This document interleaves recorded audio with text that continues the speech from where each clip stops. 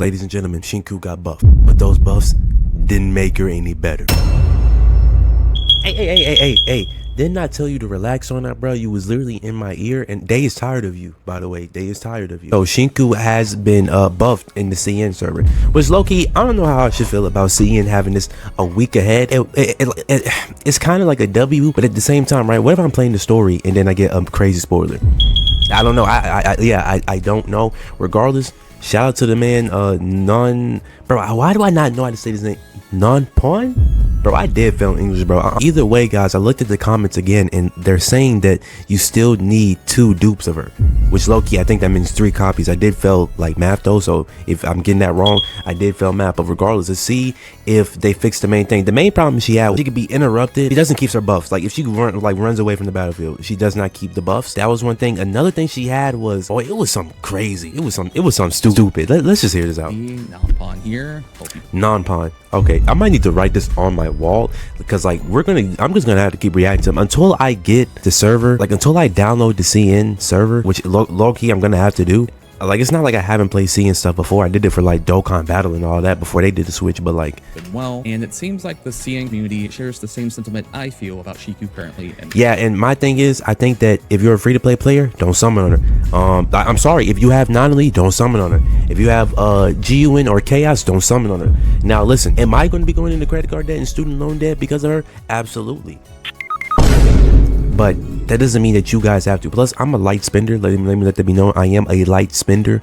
So, and this game has no 50 flipping 50. So at the same time, it makes me like, okay, she can be bad, but at least she gets to come to the crib with Tori and GUN, by the way. Chiz is gonna have to go. I'm sorry. And her mobility is kind of like, is really good, like from what I saw. The game. And because of that, the devs are going to offer her a number of buffs. Now, spoiler, these buffs do not address the issues of many of her quality of lives being locked behind duplicates. However, they do offer new additional quality of lives that I never really would have considered. So in this video, I'm going to cover what she's going to get, and I'm going to showcase how her rage stacks currently work and how they're going to be changed when this buff does go live on July 4th. See, I don't know how I should feel about this. Most gacha games do this though. See, when you have gacha games that when you lock stuff behind a dupe, right? It's like here's the thing. I don't know, like it's a sticky situation. Is it really a sticky situation? Also, ignore the vest over there. Don't ignore that. The reason why it's a slippery slope is because like when you have a character, right, and they don't have like a base kit, like they don't have a base kit, right, and then you have to get dupes to unlock more of their kits, which some of these gacha games do be doing. That's when stuff starts to get into like a slippery slope. And to be honest, I prefer that. I prefer I get the character and their stats aren't good enough than me getting the character. Like their stats are not good enough and I have to get a dupe. Than me getting a character, some of their quality of life is locked behind a dupe.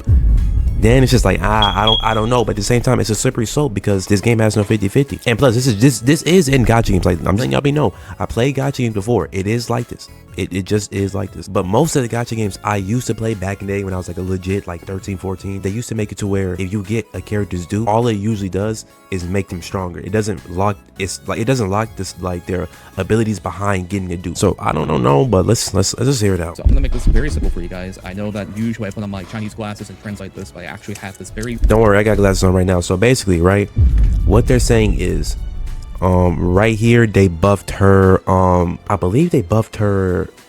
Yo, what did they buff?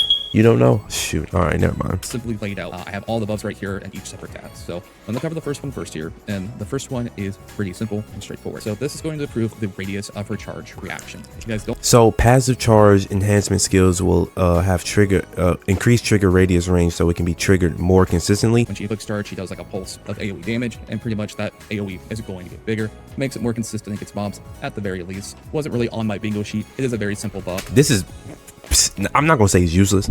It's definitely a buff.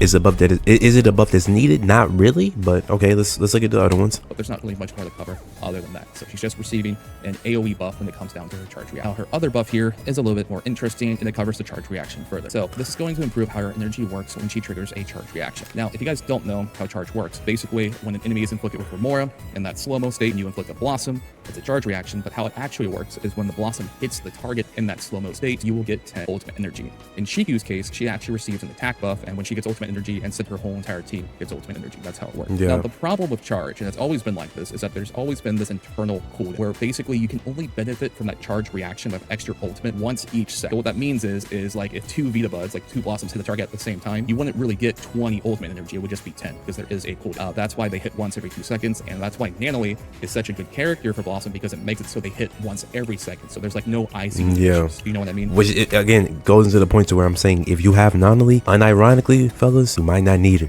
And this is strictly talking about the free-to-play players because I know not everyone in here is a spender. Let's keep it a buck. I used to not be one. That's all I went to credit card and student loan debt. Either way. Now, this is dependent on distance too. Like sometimes the boss moves closer to the Blossom, so you have to account for travel time with those missiles. I know I'm using a bunch of words, but basically charge is great, yeah, but it can be inconsistent, especially when it comes down to ultimate energy, and even more so when it comes down to a character receiving attack buffs from a charge reaction. Because if you have to suffer from an internal cooldown of getting attack buffs with this charge reaction, it's not so fun, right? And it can lower your performance quite a bit. So because they are addressing that issue, I think they might just like remove the ICD for her attack buff in particular. Like I think there's still going to be ICD for the ultimate energy gain, but this is still good. So I do like this. This is going to make her more consistent and make sure that she actually gets her attack buffs when the charge reaction occurs. This definitely will help. Again, this should have been in the base kit, but again. Let's hear. Let's finish the rest. See what other buff she got. See if they address the big elephant in the room that there's two huge. Like if you pull her, you kind of have to go for the dupe. Unironically, let me see though. I do like that. That is very nice. Right, I'm gonna move on to the next one here. Now, this one is a huge quality of life, and I didn't even think about this. So if you guys don't know, let me go ahead and go back over to the China server here. When Shinku is on the field, her passive stacking mechanic will now activate even if she's not in combat. Okay, yeah, this is one thing that I did see, which improves her overworld combat experience not working in rails. Possibly, CN said this does not change her stack disappearing upon switch. Hold up. Let me see this. I gotta see a demonstration of this. So if you guys don't know, let me go ahead and go back over to the China server here. Is that she has these rage stacks, gay stacks, whatever you want to call them, and basically they can only happen when she is in combat. So how this works is that when you're in combat, right? Let's say that I hit this guy here. If I do nothing, I will start to get stacks, right? I can also dodge. I get one extra stack. But this is pretty much like how her taunt works. And how this works is that once you have high stacks, your next attack pretty much does a massive amount of damage. Yeah. The issue with that is that one, you have to be in combat for this to even start, and two, if you leave combat, well, you lose all your stacks. Yeah, that ridiculous. Okay, now I'm assuming they fixing it by saying that it's not gonna make it to where she. Listen, let me see. If you don't have a duplicate of her, if you switch off her, you lose all your stacks too. Yeah, that was what it was. Like you switch. Oh my goodness, yeah. See, this is what I'm saying. Like I'm just gonna keep it a buck with you fellas. If you have any of the other DPSs, this Shinku is, I don't know, she might not be. Now her damage might be good again, and we'll never know until she really gets in. Like I'm gonna have to really dive my hands into the whole character. By the way, pause on that though, but not really pause. So let's just take this with a grain of salt. That being said though, that was one thing I was like, are you serious? You like basically she has to stay on the battlefield 24/7. Like genuinely, she does have to. Like not exactly very fun, especially when you just have to wait there and hope the enemy is aggressive enough to actually attack you, so you can consistently dodge against stacks. You know. Yeah, and then that's the thing. You got to consistently dodge. Enemy attack patterns is not going to keep attacking you. Like that's not how this works. Like fluently, or kind of just wait there for your stacks to gain. Right. So what this quality of life is actually going to do is that she's going to gain stacks outside of comp. So this is great for a few things. So just at base right here, she would be gaining stacks. This is great for open world exploration. If you want to fight thugs or something, you're basically going to have a nuke ready at each combat interaction, right? She's going to have 8 stacks ready. Which is good. It's going to help stuff go by a little bit quicker, stuff like that. Doesn't really fix the main problems in my opinion. Then again, I am still going to be summoning on this character, so I'm not going to like...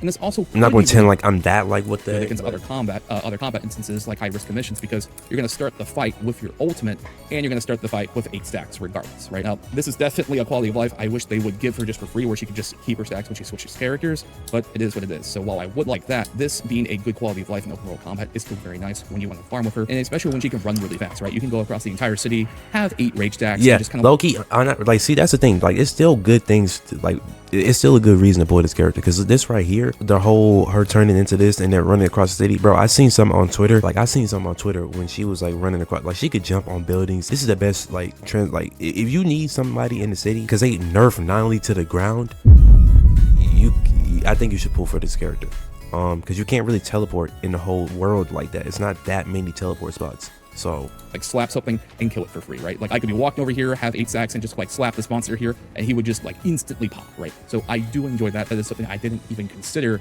for adding to her. So good on them for adding. Let's go ahead and get to the final buff. And there's one more. And this is going to make her ultimate more consistent. Now, this is the biggest issue when it comes to... Okay, yeah, I did hear that her ult is not like if you were to get, it's kind of like G-Win, right? Like, you know how she has the E where she groups up everybody, right? And then her ultimate, like somehow, some way spreads everyone apart, even though you just group them together.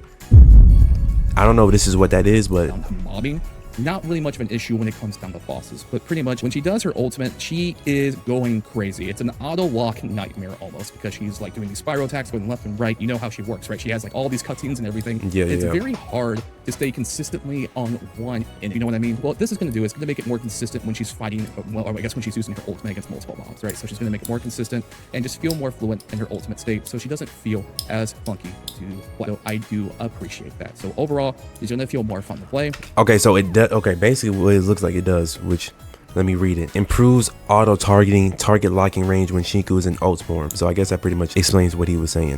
Doesn't really answer if it spreads the enemies apart. Improves the handling and feeling of her target locking animations and logic, so it's more consistent. So honestly, it looks like all it really does is like give like not honestly, it looks like all it just helps is when you ulting, and it looks like what makes sure you don't miss it, or if you're trying to hit somebody else.